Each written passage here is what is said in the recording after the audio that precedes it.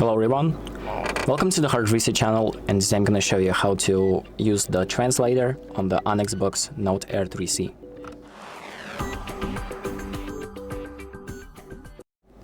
So the first thing that we're going to do is go to the Apps tab, and you can do that by pressing on the left on the Apps icon.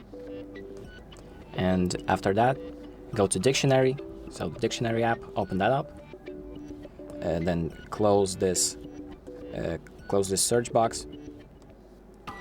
So you can just do that by looking something up. And once it's closed, you have these tabs on the bottom. So select Translation.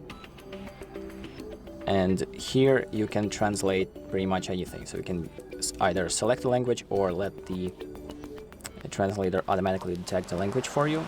And then here you can select the language it's going to be translated to. And right here on the top, you have different language translation models. So you have ONYX, Bing, and Google.